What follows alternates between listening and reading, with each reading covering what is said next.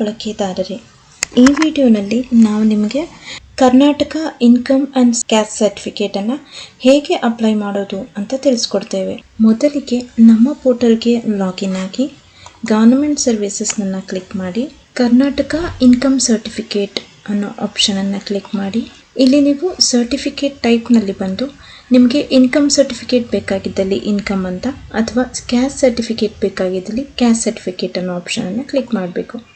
ಹಾಗೆ ನಿಮ್ಮ applicant ನೇಮನ್ನು enter ಮಾಡಿ, ನಂತರ ಅವರ ಮೊಬೈಲ್ ನಂಬರನ್ನು ಎಂಟರ್ ಮಾಡಿ, ಇದಾದ ನಂತರ ನಿಮ್ಮ ಅಪ್ಲಿಕೆಂಟ್ ರವರ ಆಧಾರ್ ನಂಬರನ್ನು ಎಂಟರ್ ಮಾಡಿ, ನಂತರ ಅವರ ಮೇಲ್ ಐಡಿಯನ್ನು ಎಂಟರ್ ಮಾಡಿ, ಇದಾದ ನಂತರ ನಿಮ್ಮ ಅಪ್ಲಿಕೆಂಟ್ ರವರ ಫಾದರ್ ನೇಮನ್ನು ಎಂಟರ್ ಮಾಡಿ, ನಂತರ ಅವರ ಮದರ್ ನೇಮನ್ನು ಎಂಟರ್ ಮಾಡಿ, ಇದಾದ ನಂತರ ಅಡ್ರೆಸ್ ಡೀಟೇಲ್ಸ್ ನಲ್ಲಿ ಬಂದು ಡಿಸ್ಟ್ರಿಕ್ಟ್ ಅನ್ನ ಎಂಟರ್ ಮಾಡಿ, ನಂತರ ತಾಲೂಕ್, ನಂತರ ರೀಜಿಯನ್ ನಲ್ಲಿ ಅರ್ಬನ್ ಆಗಿದ್ರೆ ಅರ್ಬನ್ ಅಥವಾ ರೂರಲ್ ಆಗಿದ್ರೆ ರೂರಲ್ ಅಂತ ಕ್ಲಿಕ್ ಮಾಡಿ. ಹಾಗೆ ಹೋಬಳಿ ನೇಮ್ ಅನ್ನ ಎಂಟರ್ ಮಾಡಿ, ನಂತರ ವಿಲೇಜ್ ನೇಮ್ ಅನ್ನ ಎಂಟರ್ ಮಾಡಿ, ಇದಾದ ನಂತರ ಕ್ಯಾಸ್ಟ್ ಅಂಡ್ ಇನ್ಕಮ್ ಡೀಟೇಲ್ಸ್ ನಲ್ಲಿ ಬಂದು ನಿಮ್ಮ ಅಪ್ಲಿಕೆಂಟ್ ರ ಆನ್ಯುಯಲ್ ಫ್ಯಾಮಿಲಿ ಇನ್ಕಮ್ ಅನ್ನ ಎಂಟರ್ ಮಾಡಿ.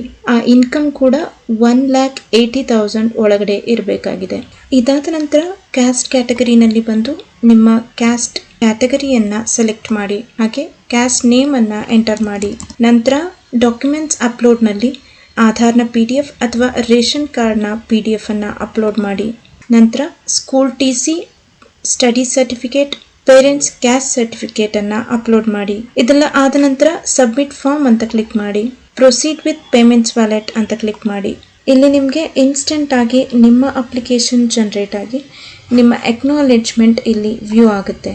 ಈ ವಿಡಿಯೋನ ವೀಕ್ಷಿಸಿದ್ದಕ್ಕಾಗಿ ಧನ್ಯವಾದಗಳು.